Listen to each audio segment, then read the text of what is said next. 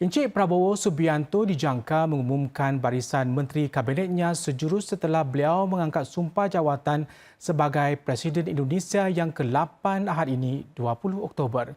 Sederetan calon menteri sudah pun beliau temui sepanjang minggu ini, termasuk Menteri Keuangan sekarang, Cik Sri Mulyani. Beliau mengesahkan telah dipelawa untuk meneruskan tugas dalam Kabinet Pemerintahan Encik Prabowo. Koresponden Indonesia Saiful Bahri Ismail melaporkan. Indonesia berada di ambang era kepimpinan yang baru. Presiden Joko Widodo yang bakal melepaskan jawatan akan menyaksikan majlis angkat sumpah jawatan Presiden baru Indonesia Prabowo Subianto di Kompleks Parlimen Senayan. Pada 1 Oktober lalu, kedua-dua mereka hadir semasa majlis pelantikan para anggota parlimen untuk tempoh khidmat selama 5 tahun. Wakil-wakil daripada 8 parti politik yang memenangi kerusi parlimen mereka semasa pilihan raya umum Indonesia Februari lalu berharap untuk bekerjasama dengan pentadbiran Encik Prabowo. Kami ini ada fungsi penganggaran, fungsi legislasi, ya.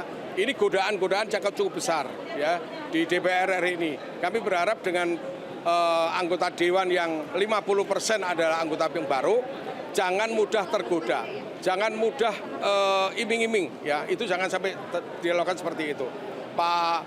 Kami dari Partai Gerindra, Pak Prabowo selalu menekankan, jauhkan itu dan jangan lakukan. Kalau Anda lakukan akan tidak kami toleransi.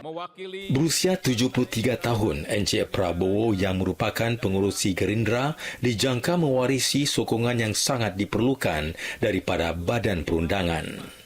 Gabungan perikatan beliau menguasai Dewan Perwakilan Rakyat dan ini mungkin bakal memudahkan laluan bagi penggubalan dasar-dasar yang ingin beliau terapkan.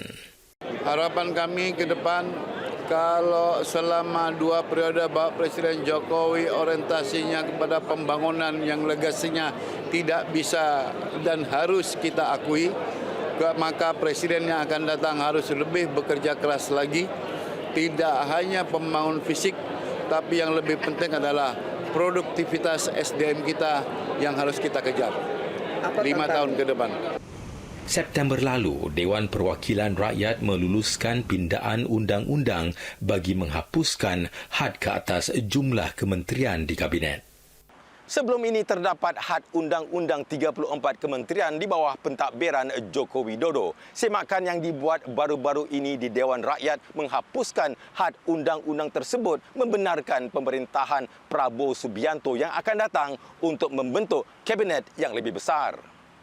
Menurut para pengamat, kabinet lebih besar itu diperlukan bagi memberi ganjaran kepada para penyokong setia serta sekutu dalam Perikatan Besar Encik Prabowo. What is the rationale for that? That is the issue. If there is no clear reasons, objective reasons for that, then people will see that this cabinet is only about political accommodations. Yeah, he needs to explain to the public. Encik Prabowo merancang untuk mengumumkan barisan kabinetnya pada hari pelantikan beliau. Ketika berucap di sebuah acara politik baru-baru ini, beliau berkongsi apa yang dijangka daripada jemaah menterinya.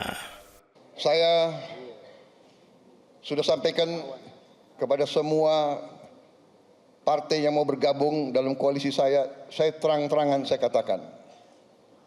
Semua ketua umum, semua perwakilan saya katakan, saudara-saudara, jangan menugaskan menteri-menteri yang saudara tunjuk di pemerintah yang akan saya pimpin, jangan saudara tugaskan untuk cari uang dari APBN, APBD. Presiden Widodo secara meluas dipercayai memainkan peranan kunci bagi kemenangan Encik Prabowo yang pernah menjadi musuh politiknya. Mantan jeneral itu kecundang di tangan Encik Jokowi sebanyak 2 kali semasa pilihan raya presiden pada 2014 dan 2019. Namun nasib menyebelahi Encik Prabowo pada percubaan kali ketiga menjadi ketua negara.